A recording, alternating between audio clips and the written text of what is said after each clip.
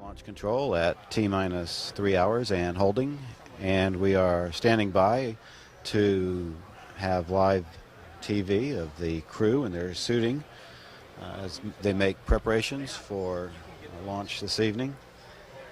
At this time, everything continues to go back on schedule. We were a little late in getting our cryogenics loaded into the external tank due to some software problems in the firing room, but that's been resolved and tanking began about an hour late, but it has also just now completed.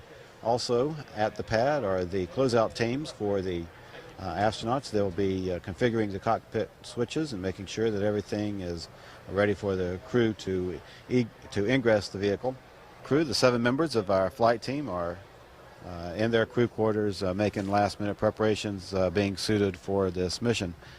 Jim Weatherby is being attended to. He has his helmet on. He, of course, is preparing for his 4th space flight, having served as pilot of mission STS-82 and commander of mission STS-82 and 63.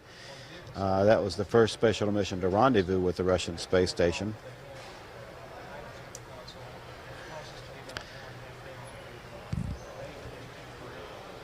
And his pilot is Mike Bloomfield, and he is preparing for his first shuttle mission. He is a graduate of the U.S. Air Force Academy and holds a Master's of Science degree in Engineering Management.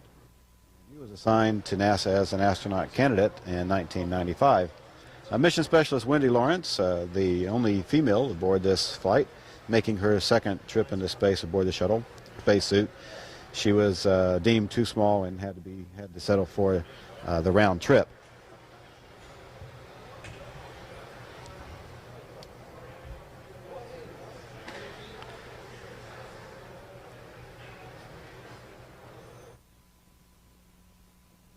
And as we move across the room, other astronauts, of course, all being suited up together.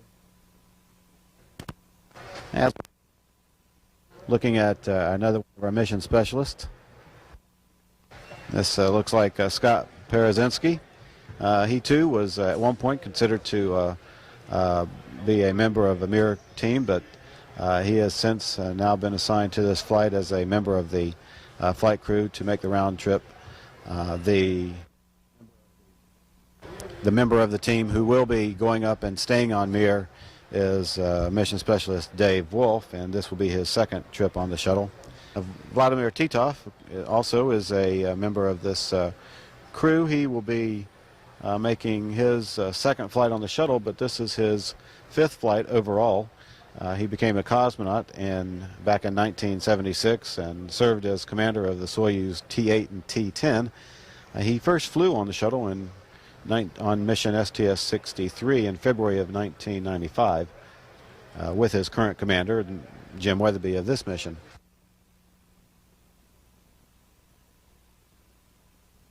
And it's hard to tell who these astronauts are with their helmets on, but that looked like it was Jean-Luc Chrétien, a member of our flight crew. Actually, he is the chief of the French astronaut office.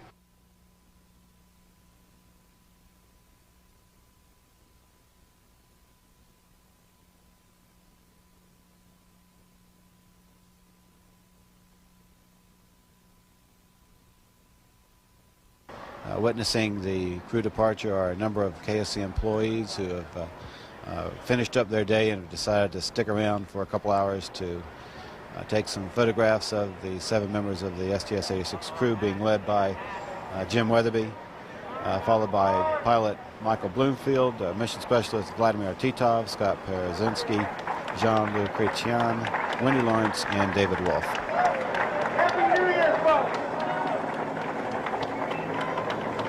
To remain in orbit over 11 years, I think, is a testimony to how well the Russians understand what it takes to operate in orbit, and we need to be very mindful of that. It looks like the pad has been cleared of all inappropriate personnel, as well as the personnel who are on the pad have been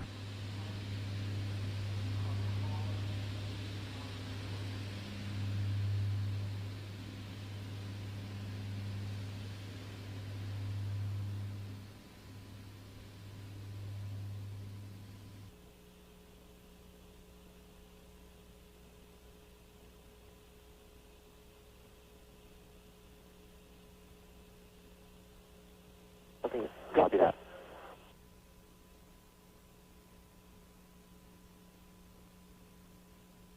OTC or VCC? Go ahead. MS2 in at this time. Copy.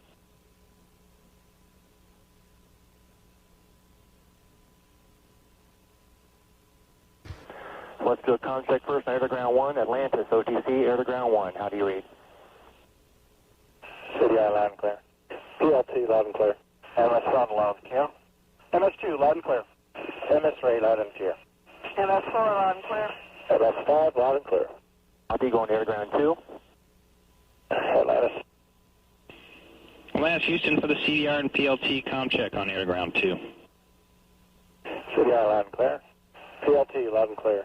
Atlantis, Houston, have you loud and clear. Configure for air-to-air. This is shuttle launch control at T-minus 1 hour, 2 minutes and counting. And this is a unique view of our vehicle on pad 39A with the lights of pad 39B behind it. Pad 39B is currently undergoing a number of renovations and modifications and will be used in the next several months. From his standpoint, several thousand feet over the pad, that everything continues to look good from a weather standpoint. CDR, we had the klaxon and Based on that, this is shuttle launch control at T-minus 20 minutes and holding with about 20 seconds remaining in our hold. As we come out of the hold, Atlantis' onboard computers will transition into the terminal phase of the countdown configuration. Inside Atlantis' payload bay is the pressurized SPACEHAB double module, which is being used to carry more than 6,000 pounds of science equipment and experiments into orbit. Also, food, clothing, batteries, and water is being transferred from Atlantis to the Mir, and that equipment is being carried up in the SPACEHAB. And we are T-minus 19 minutes and counting.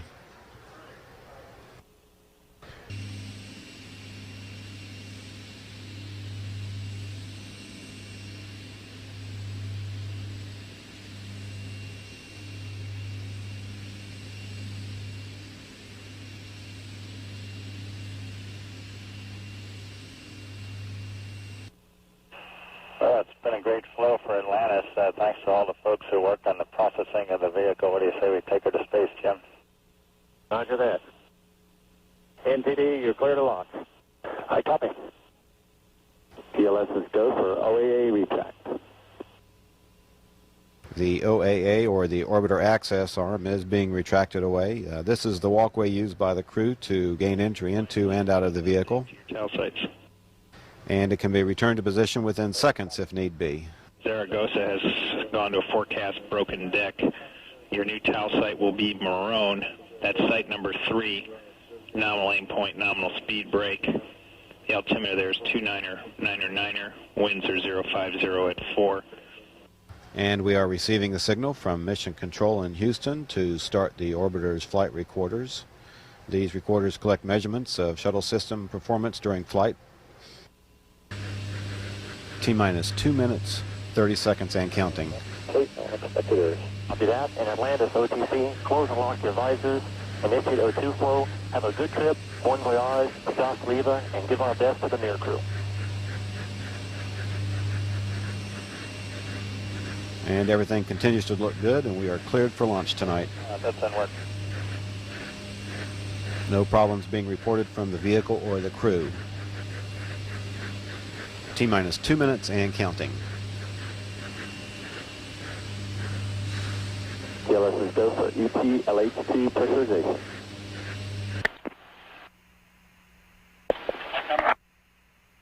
On. Great.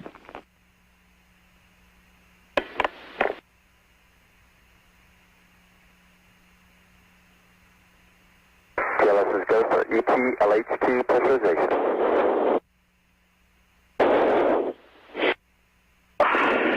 Okay, think fast, everybody. TLS is go for... And we have a go for auto-sequence start. Atlantis onboard computers have primary control of all the vehicle's critical functions. T-minus 20 seconds. T-minus 15. 12, 11, 10, 9, 8, 7. We have a go for main engine.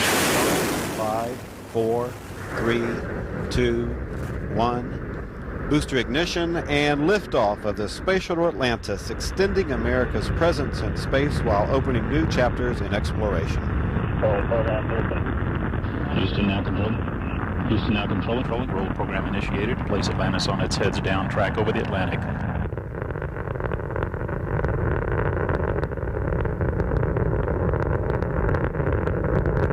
Engines throttling down now. 3 engines at 67. Houston will call the water pilot quantity message on AT3. Atlantis moving at 1,000 miles per hour now. Altitude 8.8 miles, downrange 5.8 miles. Atlantis, go at throttle up.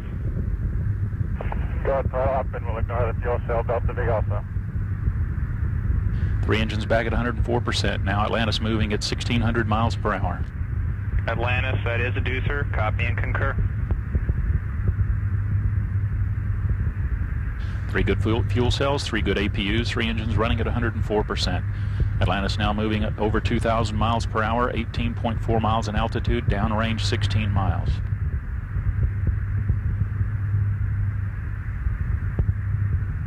About 15 seconds away from solid rocket booster separation. Atlantis moving at 2,800 miles per hour.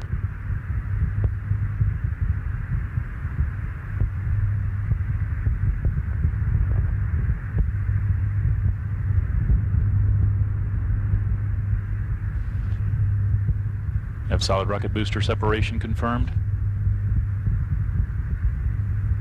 Guidance converging. Performance nominal. Confirm main engine cutoff.